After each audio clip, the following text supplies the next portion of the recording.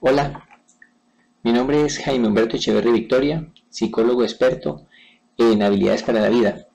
Y con este video doy continuidad a la construcción que venimos elaborando sobre la importancia de los roles familiares con relación a la habilidad de conocerse a sí mismos, dentro de la crianza sin límite, vista como una nueva forma más efectiva para asegurar el bienestar de nuestros hijos, como el primer componente de la dinámica de la OLA, orientación al aprendizaje.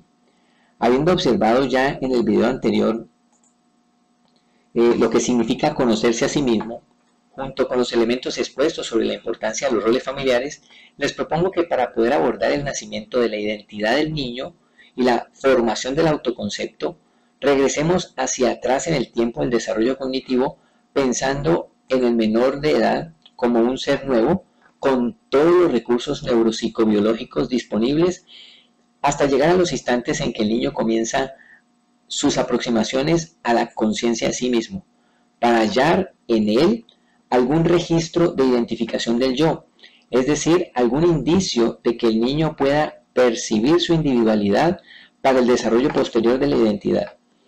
Para terminar este video con los elementos necesarios que nos ayuden a develar el desarrollo de la habilidad de conocerse a sí mismos. Entonces, evaluemos rápidamente una de las 8 edades del hombre planteada por Eric Edison, la identidad versus la confusión de rol.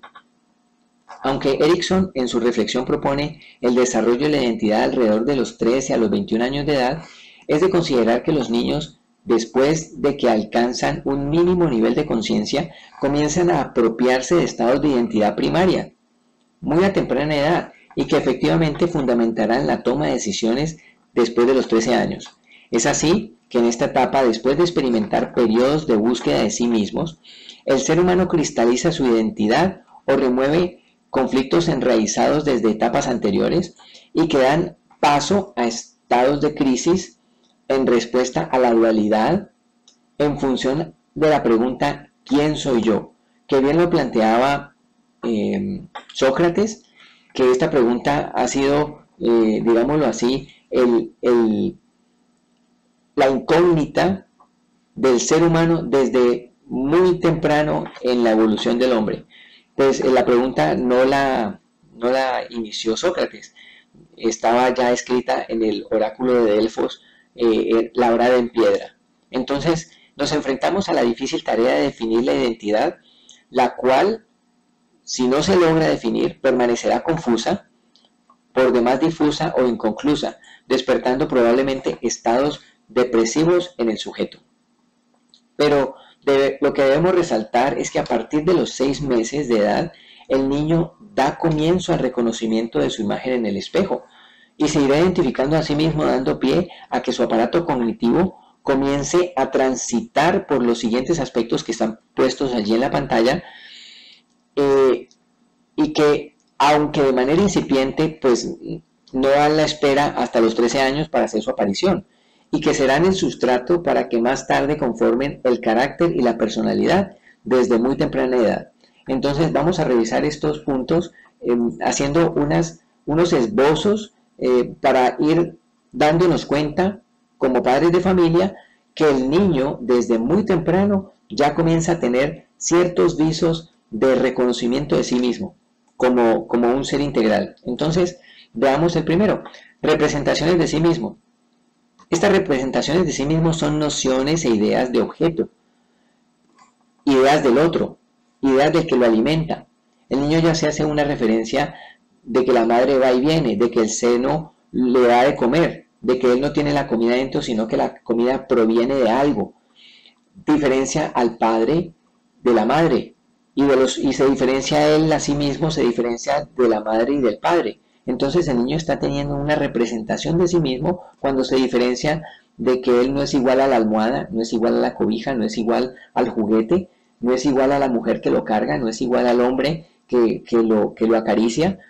Entonces reconoce su imagen en el espejo, no da cuenta de ella y aún así pudiendo hablar no hablaría de sí mismo porque es muy temprano en el aspecto cognitivo, pero el niño sonríe, se emociona al verse a sí mismo y reconoce su imagen y se da cuenta que en el espejo está la imagen de quien lo carga, del cuidador, y también está la imagen de sí mismo. Hay una intencionalidad y una satisfacción de deseos. Esto viene a evocar unas exigencias y unas demandas. El niño sabe qué quiere, quién se lo suministra, reclama cuando lo dejan solo y reprocha si no le dan los cuidados necesarios. Por ejemplo, nuestro hijo menor, Juan David, tenía menos de un año, tal vez 8, 9 meses, y necesitamos llevarlo donde la abuela para que lo cuidara mientras que la mamá y yo hacíamos unas diligencias. Pues efectivamente mi esposa quedó encargada de ir a llevarlo y cuando lo fue a entregar estaba dormido, entonces lo llevó, lo acostó en su cuna en la casa de la abuela y nos vinimos a hacer las diligencias. Luego posteriormente fuimos a recogerlo, habían pasado tal vez 2, 3 horas y cuando fuimos a recogerlo el niño lo vimos por la ventana, estaba jugando, estaba entretenido, estaba con la abuelita, lo tenía cargado, ya estaba dándole vuelticas en la cama. Cuando entramos y lo saludamos, hola, vinimos por ti, el niño simplemente agachó la mirada y no quería entrar en contacto visual. Él todavía no hablaba, tenía 9 meses tal vez, se agachó y no quería entrar en contacto visual. Entonces yo me percaté y le dije a mi esposa, no le explicamos que lo íbamos a dejar donde la abuela. Ven, hijo, abrázame. Entonces yo lo cogí, lo cargué y me lo puse aquí. Y cuando me lo puse aquí en el hombro, le dije, hijo, qué pena, no te explicamos que te íbamos a dejar donde la abuela. Teníamos que dejarte y tú estabas dormido, no tuvimos tiempo de hacerlo. Mira, discúlpanos por esto. Tú sabes que te amamos y te queremos mucho y vinimos a recogerte. Y él mismo se enderezó y empezó a señalar y a mostrar a la mamá y empezó a señalar a la mamá y la mamá también se le acercó y la mamá le dio un beso y lo acarició y le dijo, sí hijo, perdónanos, no te avisamos. Y él ya fue como si nada. Fue un primer momento donde el niño tenía una intencionalidad de hacer un reproche y de hacer un reclamo frente al hecho de que no le habían, por lo menos no lo habíamos tenido en cuenta para dejarlo donde la abuela. Para dejarlo, sí, digámoslo así, solo con la abuela. Veamos ahora la expresión de los sentimientos. Simpatía, antipatía, apatía y empatía. La simpatía, la intencionalidad de agradar a otros.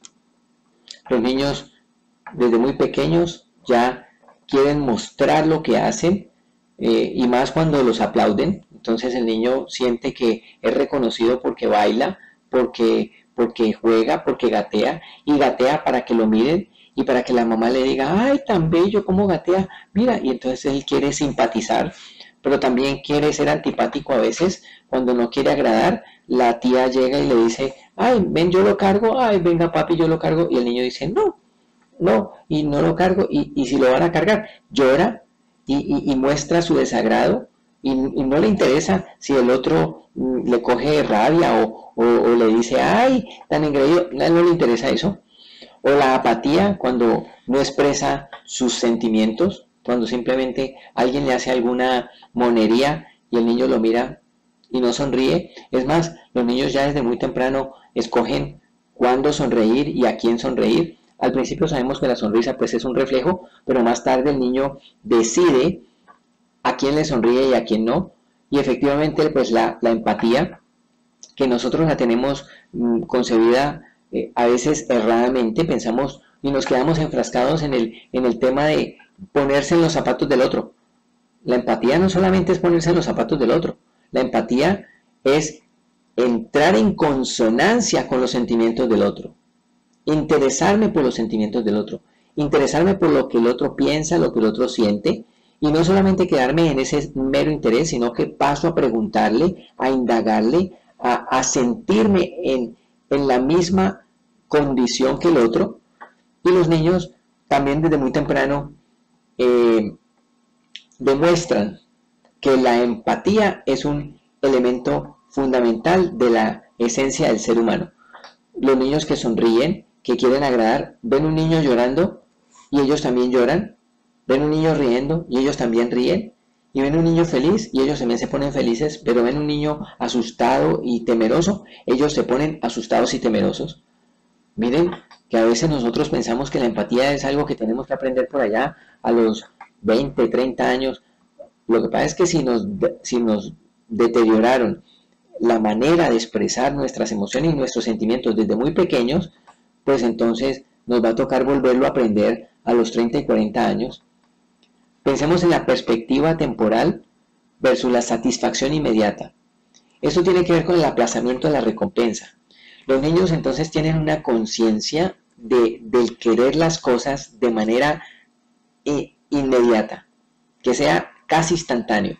Cuando se les va a dar el tetero, cuando quieren que los carguen, y ellos todavía no conocen eso de aplazar, pero lo van aprendiendo, pues dado el caso de que los padres a veces pues no somos infalibles, nos demoramos en entregarle el tetero, nos demoramos en cambiarle el pañal, y ellos van aprendiendo a aplazar estas recompensas, estas satisfacciones, y pues esto viene a considerarse como el aprendizaje frente al tema de que las cosas tienen unas consecuencias y unos efectos, y estas demandas son racionalizadas por el niño a partir de la conciencia de sí mismo, de que él sabe que tiene una participación en esa relación que se establece con sus cuidadores.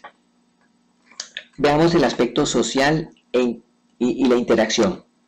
Basados en la imitación, buscarán entonces los niños reproducir las conductas sociales de sus cuidadores, interactuarán con ajenos y con propios buscando establecer contacto social. Por ejemplo, lo que hablaba ahorita de la sonrisa. En las primeras semanas sabemos que la sonrisa es un reflejo. El niño se ríe, pero el niño no se ríe con intención. Pero sabemos que después de la tercera o cuarta semana, ya es cuando el niño comienza a sentirse vinculado con los movimientos del rostro de su cuidadora, de su madre, de su padre, pues entonces el niño ya comienza a sonreír porque ve que esa sonrisa le agrada al otro y el otro también sonríe. Entonces, en esta consonancia, el niño comienza a tener una intencionalidad clara de establecer una conexión, un vínculo con su cuidador. El vínculo no solamente viene de la madre hacia el hijo, sino también del hijo hacia la madre. Hay entonces un interés también por el medio ambiente y su relación con él. Vemos como el mayor de los, digamos así, de los aspectos cognitivos a los que se le da mucha fuerza y a los que se les pone mucha atención, puesto que están relacionados con el aparato psicomotriz. El niño busca reconocer su entorno a medida que se vuelve familiar. Este entorno entonces le aporta elementos de seguridad para ir cada vez más allá, identificando alternativas viables, favorables y posibles para romper los límites. Y nos damos cuenta aquí cómo los niños desde muy temprano comienzan a romper los límites. Esto es lo que les va a permitir trascender, crecer, avanzar, fortalecer sus cualidades. Comenzará moviéndose en la cama, después se da cuenta que se puede girar, y cuando se puede girar lo intenta, y cuando lo hace lo logra, y cuando lo logra pues entonces quiere arrastrarse, y al arrastrarse rompe los límites de la posición en la que antes estaba, y luego gatea, y cuando gatea se da cuenta que puede alcanzar los objetos que antes no alcanzaba. ¿Cómo entonces el niño comienza a pensar en alternativas viables? Y más tarde nos preocupa cuando le damos al niño una orden, una instrucción, y el niño no la quiere cumplir. Pues, ¿qué será lo que está haciendo? Pues está ensayando el aparato cognitivo que le permitió caminar, que le permitió saltar, que le permitió subirse al juego recreativo del parque. Pues está ensayando eso mismo con la norma y con la regla y con el límite. De allí que entonces nosotros pensamos que la crianza sin límite es fundamental, porque no es el padre el que pone el límite, sino que es el niño el que descubre sus propios límites y lo va a querer romper. Y qué bueno que rompa los límites, porque estos son los que le permiten crecer, aprender, fortalecer sus conocimientos, sus habilidades, y no simplemente entrar en conflicto con el límite que le puso el padre. Bueno, más adelante profundizamos un poco más el tema de los límites. Pensemos en la definición de la sexualidad. El ser humano comienza desde muy temprana edad a forjar su carácter, a definir sus preferencias, a expresar sus necesidades y manifestar sus emociones, todo lo cual se convierte en un factor dinámico que irá engrosando pues los diferentes pilares de la sexualidad, que tienen que ver con la identidad fundamentalmente, la expresión de sus caracteres y la orientación de su objeto de amor. Allí están de manera inmersa el erotismo, la satisfacción, la insatisfacción, el placer. Pero en el niño, aunque sabemos que existen manifestaciones de erotismo y manifestaciones de placer, pues no es lo más importante, como no debe ser lo más importante siempre cuando nos estamos refiriendo a la sexualidad. A veces, y dejo esto en un paréntesis corto, a veces pensamos que la sexualidad es la intimidad, y la intimidad es una pequeña parte de la sexualidad. La sexualidad tiene que ver con la globalidad de la expresión del ser.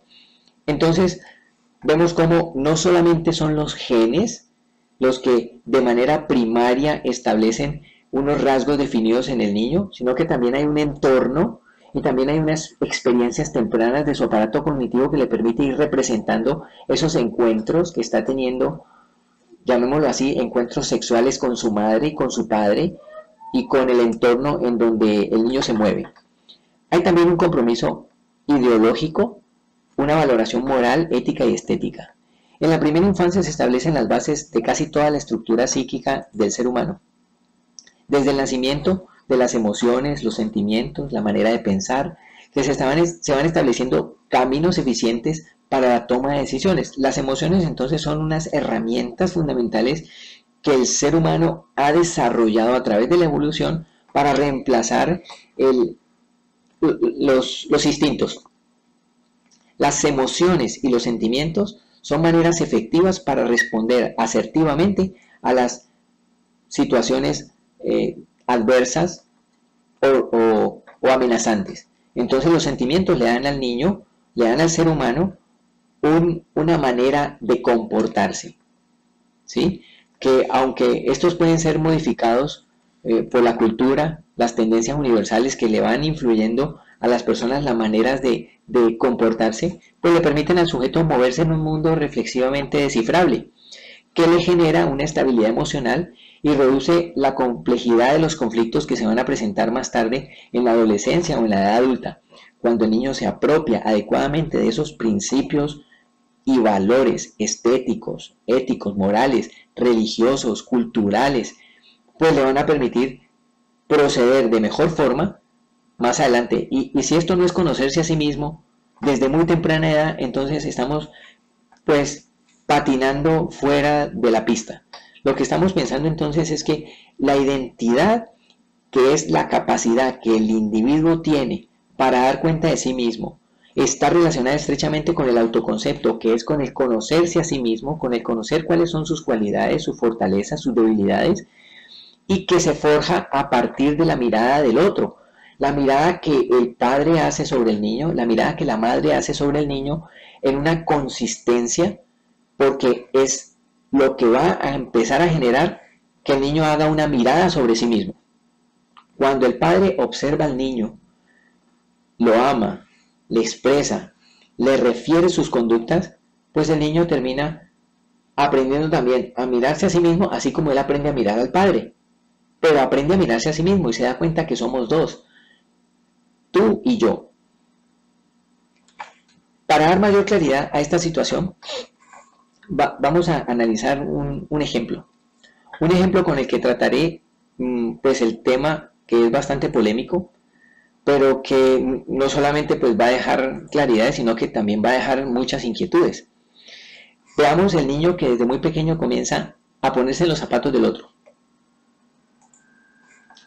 A ponerse en los zapatos del otro no, a ponerse los zapatos del otro. A ponerse los zapatos del papá, a ponerse los zapatos de la mamá. Y a él le gusta ubicarse en ellos, teniendo pues emociones y sensaciones de diversa índole, al probarse las botas del papá y los tacones de la mamá. Para no complejizar el caso, solamente analizaremos el tema de las representaciones de sí mismo. No vamos a mirar los aspectos que estaban planteados del tránsito de lo cognitivo, porque esto nos daría un video de 12 horas. No, veamos solamente el aspecto de la representación que el niño hace de sí mismo. Entonces, el niño piensa, cuando se pone los zapatos del papá, que él también es fuerte y que es seguro, pues las botas son pesadas y lo protegen. Y a la vez, cuando se pone los zapatos de la mamá, piensa que es elegante y que es hermoso. Los tacones suenan y él ha visto cómo su padre pues halaga a su madre cuando se pone estos zapatos tan elegantes. Para el caso 1, entonces vamos a analizar dos casos. Para el caso 1, el padre no es coherente con la imagen que el niño tiene de él. El niño piensa que él se siente muy seguro, pero cuando él sabe que el papá es inseguro, que es miedoso, que le dice, no te subas ahí, bájate de allí, ¿qué estás haciendo? Ay, no, ven, te vas a golpear. No, entonces el padre es muy inseguro. Y también él ha visto y ha escuchado que la mamá se siente subvalorada cuando hace su trabajo. Dice que mi jefe no me tiene en cuenta, que mi jefe no considera que yo haga un muy buen trabajo. Esa es la imagen que el niño tiene del papá y de la mamá. Y en el caso 2, pues el papá se molesta, es decir, le reclama al niño porque se ponen los zapatos de la mamá, y la mamá le reclama al niño porque el niño está haciendo desorden.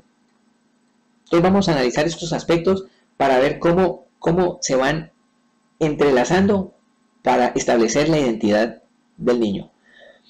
Veremos pues cómo pueden intervenir en este tema múltiples situaciones que darán pie a diversas interpretaciones en la mente inocente del niño. Para el caso 1, el niño puede llegar a sentir que fácilmente él reemplazaría a su padre, pero como los zapatos son pesados y se cansa y no le quedan bien, entonces él termina dándose cuenta con una precaria interpretación de estos hechos que es mejor ser como su madre a pesar de no ser valorado, por lo que entonces el niño dice que posiblemente su elección de identidad lo lleve a direccionarse en escoger perfiles bajos, sin mayores exigencias, sin mayores compromisos, y evade entonces las capacidades que el niño puede llegar a realizar y termina desarrollando un mínimo esfuerzo, lo cual entra en conflicto con las etapas subsiguientes de su proceso, porque él va entonces más tarde a entrar en la etapa de la elaboración de la laboriosidad, de la actividad, de la práctica, pero como ya el niño se puso los zapatos y sintió que él mejor no era no intentarlo, entonces su identidad comienza a verse fragmentada, fraccionada, comienza a verse aplastada por estas reflexiones que el niño mismo hizo sobre la condición de los zapatos. En el caso 2, pues el niño reconoce la inconformidad de sus padres al usar las prendas de ellos y que no le corresponden, y aunque sus percepciones sean acertadas frente al tema de la incoherencia, por ejemplo, sí, el papá es inseguro, pero él sintió que estos no eran sus zapatos y que su madre pues sí era subvalorada, y que entonces la posición que él va a adoptar la enfoca en que este no es mi lugar, estaba poniéndome los zapatos que no eran míos, porque los zapatos míos sí me quedan bien, y que requiere entonces encontrar su propio espacio y su propia identidad, impulsando entonces al niño a perseguir en la búsqueda de su propio rol dentro de la familia, como la del hijo en desarrollo, el niño que está creciendo, que más tarde se va a poder poner unos zapatos parecidos, o a los del papá o a los de la mamá. Muy probablemente mañana entonces el niño escoja unos zapatos elegantes como los de la mamá, pero varoniles como los del papá, y su enfoque personal con preferencias determinadas le permitirán ya no igualarse a sus padres, sino más bien diferenciarse de ellos a partir de sus propios gustos, dando cuenta finalmente a su propia historia y de quién es él en relación con sus padres. Entonces aquí entramos a cuestionar un poco si el rol que ejerce el padre es el definitivamente preponderante en el establecimiento de la identidad del niño. Y yo pienso que no necesariamente el rol. El padre puede tener un rol totalmente absurdo, adverso, contrario. La madre puede no ser la mejor madre del mundo, pero el niño tiene unas cualidades que le van a permitir establecer una diferenciación frente a quién es él con relación a sus padres. Lo que nos lleva necesariamente entonces a revisar el concepto de los roles familiares, porque estos que son construcciones psicosociales con las que el niño va a interactuar para estructurar su propia identidad tienen tanta influencia. Por todo lo anterior, entonces podemos concluir que la importancia de la ejecución de los roles familiares será el principal factor de conflicto para el desarrollo del niño en términos del conocimiento de sí mismo, llevando esto a la entrada, llevándolo a desenfocar las acciones del cuidado de los niños hacia su crianza, hacia una crianza impropia. Es decir, el rol del padre tiene que estar claro, porque si no está claro, termina criando de manera inadecuada. Entonces miren que no es necesariamente el rol del padre, es la manera como el padre interactúa con el niño. Veamos el caso de un padre que, aún sin aceptar que él es el padre, pues le da un buen ejemplo de ser una persona correcta, sensata, clara, y le dice, mira, yo no quiero ser tu padre, yo no quiero quererte como mi hijo, eres un niño al que tengo que criar. Pues no se lo va a decir así con esas palabras, pero lo que le expresa es que, aunque él no quiere sentirse el papá de ese niño, pues le da de comer, le compra cosas, lo tiene en buena estima, lo trata bien y no lo acaricia, no lo abraza, no lo besa, pero tiene una claridad frente a las herramientas que le está transmitiendo ese niño. Entonces, pensemos en lo siguiente: es mejor ser madre que niñera o amiga. Es mejor ser madre que una niñera o una amiga. Veamos esta imagen. Mamita, ¿dónde estás?, pregunta la niña de 5 años entredormida. En lo profundo de tu corazón, le responde la madre que acaba de fallecer en el hospital a causa de una enfermedad terminal. Esa es la mamá, está conectada con la bebé. La amiga grita, ayuda, ayuda, un niño se está ahogando en la piscina. Esa es la amiga. La niñera busca a su alrededor dónde está el niño que ella cuida, y cuando lo encuentra lo asegura en sus brazos y asustada se queda en el borde de la piscina. En cambio, la mamá se lanza a la piscina con ropa a sacarle al muchacho, y una vez que está fuera del agua se pregunta si ese puñetero que sacó es su hijo, y de pronto se da cuenta que ese no es su hijo, pero ella es mamá. Veamos entonces cómo la condición de madre le otorga al ser humano, a esa mujer, unas cualidades excepcionales. Para todas las que serán o ya son mamás, pues no oscilen en ocupar roles diferentes pensando cuál será el más indicado para impulsar a sus hijos hacia el futuro, ya que el rol de madre que te has ganado por derecho propio es el mayor de todos los títulos que puedan ser otorgados a una mujer, con mayor poder de incidencia y determinación sobre la vida de un ser humano. Absolutamente irreemplazable, el título de madre está dotado de inmenso poder sobre las decisiones y las reflexiones que realiza un sujeto, y mucho más cuando éste es menor de edad, y ha establecido con ella un vínculo de afecto denominado apego que se fortalece con cada interacción adecuada. No existe otro ser humano en el mundo con el cual el apego pueda llegar a tener lazos tan fuertes, ni emociones tan indescriptibles, que puedan promover con tal certeza la frustración o el éxito de este sujeto. Es mejor entonces ser madre para aprobar con el silencio, animar con la sonrisa, proteger con la mirada, detener con un quejido, restaurar el afecto con un abrazo, aliviar con su caricia y devolver la felicidad con un beso en la distancia cuando se dice adiós.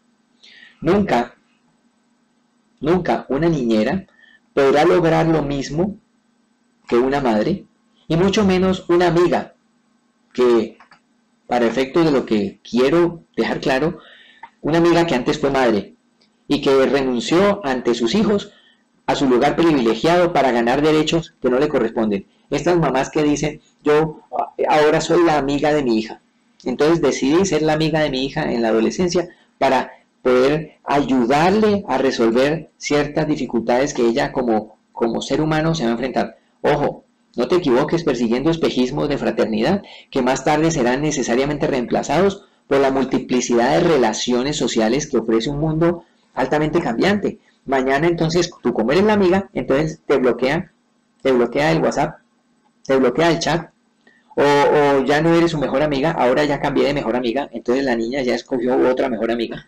Enfócate más bien en ser sencillamente su madre, esa madre que la naturaleza pone en tu corazón para que seas coherente, actualizante y verdaderamente sencilla. Ahora pensemos por el otro lado. ¿Es mejor ser padre, policía o amigo? Veamos, padre, policía o amigo. Pensemos entonces en esta imagen, en esta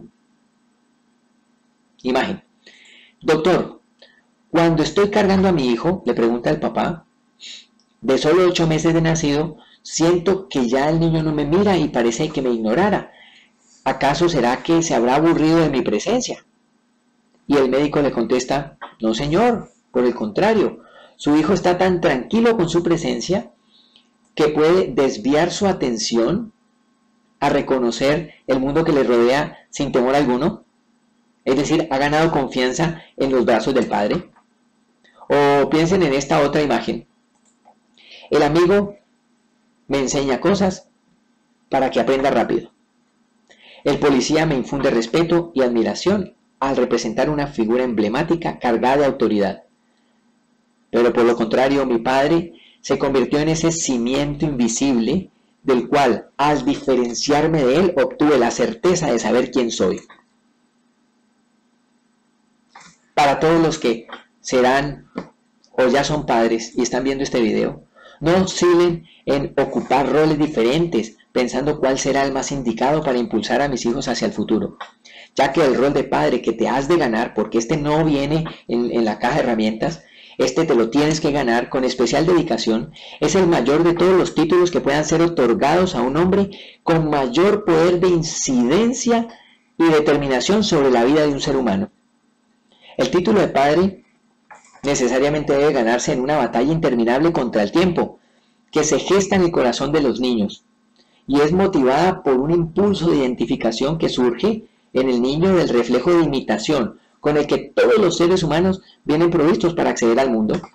El reconocimiento y la identificación del padre adquiere una importancia especial en la medida en que los niños le diferencian de la madre y le atribuyen por consonancia cualidades similares a la madre, pero especiales del padre, que le son atractivas y dignas de reproducir. Por lo tanto, el padre se convierte en la primera figura ejemplar que garantiza el derecho al niño de ser adulto.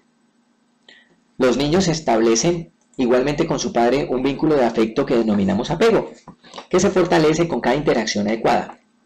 Es mejor entonces ser padre y habitar en el corazón de los hijos que solamente ser un amigo o policía y que fácilmente pues será reemplazado en un momento de decepción. Cuando el ego supere las limitaciones de ese amigo o de ese policía, pues simplemente el niño rebaja la condición de ese que quiso ser amigo o que quiso ser policía, solamente estableciendo límites y restricciones y órdenes, y lo reemplaza por otro que le sea más condescendiente. No te equivoques persiguiendo entonces espejismos de autoridad externa al niño, que más tarde serán necesariamente superados por la autonomía. Enfócate ser sencillamente su padre. Ahora pasemos en concreto a la identidad, el autoconcepto y el conocimiento de sí mismo. Una vez que hemos abordado todos estos elementos, podemos intuir que el niño pequeño, desde antes de los 6 meses de nacido, tiene a su disposición una multiplicidad de estímulos que alimentan su aparato cognitivo, el cual pues viene preparado para asimilar apropiadamente, construir nuevos saberes que le van a aportar nociones sobre su interacción con el entorno, dejando vivencias que se traducen en conductas recursivas que utiliza eficientemente. Ya habíamos hablado en un video anterior de los engramas. Por favor, busquen qué es un engrama, porque es la manera como el niño se va apropiando de mecanismos cognitivos que le permiten ser efectivo a su cerebro para tomar decisiones y que dan cuenta de su proceder, sobre el cual posteriormente podrá hablar. En este momento no, el niño a los 6 meses pues no habla y no va a querer hablar y no va a poder hablar sobre sí mismo, pero posteriormente lo va a poder hacer y va a poder hacerlo reconociendo actitudes personales, habilidades, destrezas, competencias y maneras de ser que, aunque cambiantes en el tiempo, permanecen de manera transversal como una tendencia básica definida por la personalidad, el carácter y las cualidades aprendidas durante su desarrollo. Aun cuando el niño pues no haya elevado su nivel de conciencia propia hacia su existencia hasta el punto más alto, porque todavía es un niño inocente que está en desarrollo, pues ya establece identificaciones importantes frente a los modelos externos que se presentan aleatoriamente y que promueven la adopción de nuevos patrones de conducta, que son aprobados regularmente por el aparato cognitivo del niño para evaluar su efectividad en función de los aprendizajes, adoptando modelos identificatorios hasta contrarios, lo que hablábamos hace unos minutos, que el niño va a querer romper esos límites y esa es su manera de probar el mundo.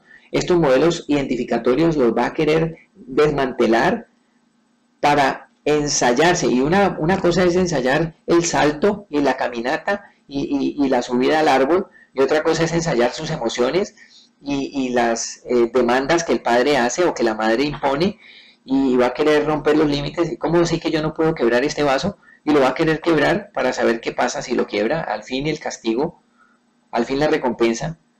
Entonces se convierte el niño en un científico y el entorno en un laboratorio de ensayos para probar si estos son verdaderamente funcionales y si son aptos y si le van a permitir a él adquirir nuevas capacidades. No obstante, se quedará con aquellas conductas que efectivamente pues funcionan, con aquellas conductas que le van a dar unos elementos coincidentes con la tendencia que ha establecido su personalidad. Pero esto no quiere decir que el niño ya sea capaz de dar cuenta de su personalidad, porque tenerla no significa reconocerla.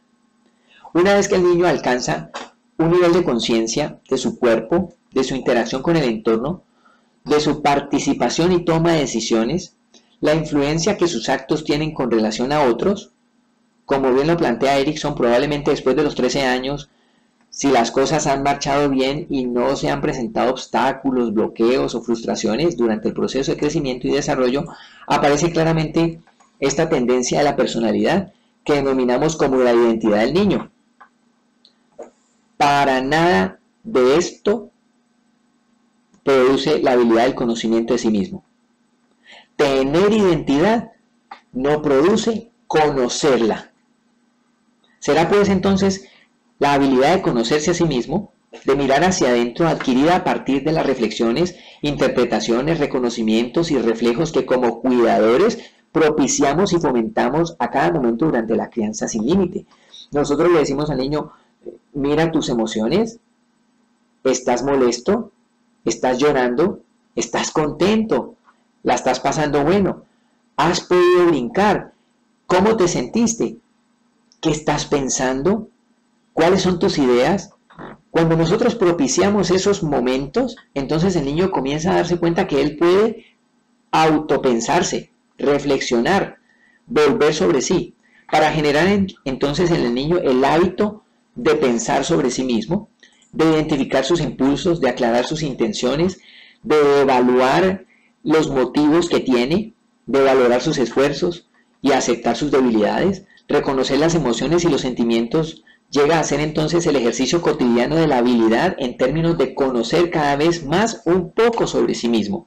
La habilidad de conocerse a sí mismo implica en gran medida la mirada del otro, pero por el hecho innegable de que somos seres sociales, por naturaleza requerimos de un interlocutor para estructurar la mayoría de nuestros procesos cognitivos que nos hacen persona.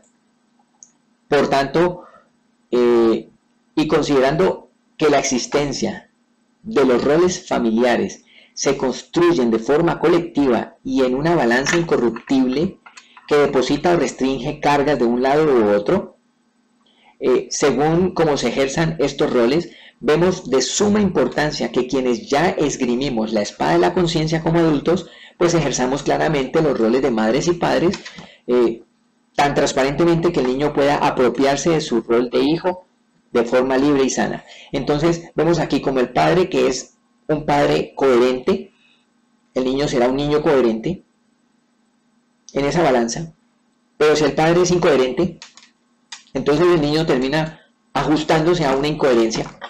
Y es aquí cuando podemos equivocarnos en incluir ideas confusas de nosotros mismos frente al tema de nuestra propia crianza a través de castigos, recompensas, establecimiento de normas rígidas y de párate contra la pared y entonces ahorita te quito el objeto con el que estás jugando porque te voy a castigar y entonces ya no vas a comer helado. Y es aquí cuando podemos equivocarnos definitivamente, lo cual nos va a llevar como seres en desarrollo a creer, por ejemplo, que tenemos ciertas cualidades que en verdad no las tenemos, o a pensar que no somos hábiles en cosas que realmente sí. El niño que se siente que es, ay no, porque todo el tiempo el papá le dice, tú eres un campeón, un campeón, un campeón, un campeón. Entonces el niño quiere jugar fútbol y ser el mejor jugador de fútbol de su colegio. Y el problema es que cuando no lo incluyen en la lista cuando lo dejan en la banca, entonces el niño se frustra, porque el niño dice, a mí, ¿por qué me dejaron en la banca si yo soy el mejor? O cuando el niño siente que no es tan bueno para declamar o para meterse a teatro, pero sucede que él es buenísimo para el teatro, pero el niño no cree, porque las ideas que han sido depositadas sobre sí mismo por la incoherencia de los roles familiares, pues simplemente le han dicho que él no es apto para las cosas que desea. O sea que el perseguir los sueños no debe estar dentro de su plan de trabajo. Para dar cierre entonces a esta disertación sobre cómo asistir de forma sana a los niños en el desarrollo de la habilidad para la vida de conocerse a sí mismo, queda en concreto entonces estos aspectos.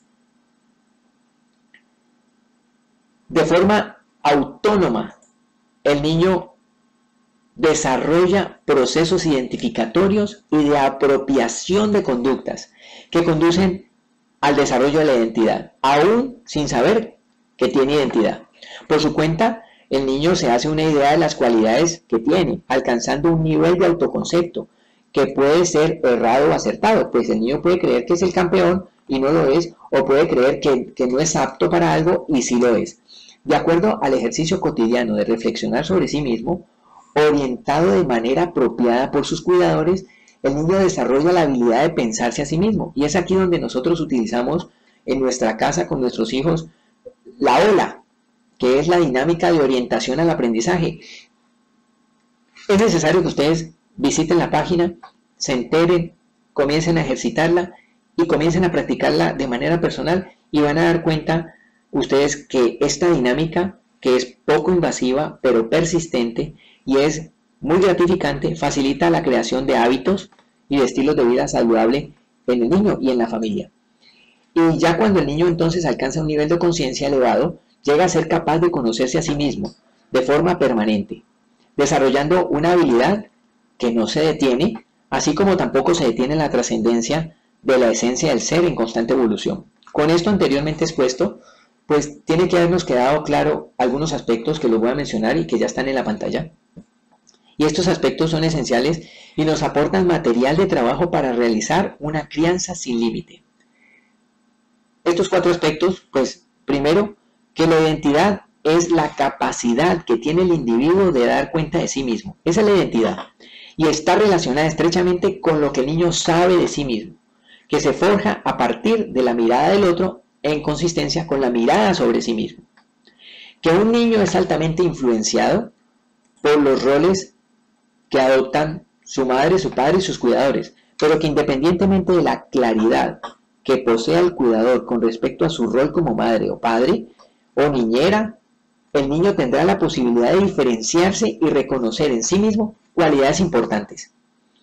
Que lo que finalmente beneficia a un menor, pues no es netamente el rol, porque a veces decimos, no, es que no está el padre, es que no está la madre, es que está la abuela, es que está la tía, es que el niño, la mamá se fue de viaje y se quedó con la niñera. A ver, lo que lo beneficia no es el rol que adoptamos sus cuidadores, sino las habilidades que los cuidadores son capaces de transmitirle a los niños para superar las adversidades.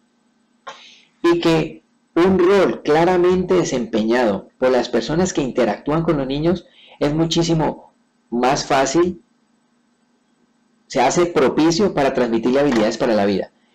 Si efectivamente un padre, una madre, un cuidador que no ejecuta coherentemente su rol, ¿qué habilidades va a poder transmitirle? ¿Qué habilidades va a poder transmitirle a un niño? por lo menos no la de conocerse a sí mismo. Con esto entonces terminamos este video. Espero que no solo haya dejado claridades, sino que también haya dejado muchas inquietudes. Esta serie de estos dos videos que hacen referencia al desarrollo del conocimiento de sí mismo como el primer factor de la crianza sin límites. El propósito fundamental de una crianza debe ser en sumo grado que el niño pueda conocerse a sí mismo. Entonces, pues es necesario pensar que como cuidadores tenemos que empezar a desarrollar nuestras habilidades de conocernos a nosotros mismos y para poder brindar mejores oportunidades y competencias a nuestros hijos. Finalmente, entonces me despido de ustedes animándolos a visitar la página web de la Ola y hacer sus comentarios, así como compartir sus experiencias a través del chat o a través de los comentarios de este video. Les agradezco mucho la atención que han podido prestarme y estoy a su entera disposición para las inquietudes y las necesidades que ustedes puedan llegar a tener. Los dejo entonces con el video de la Ola y hasta una próxima emisión.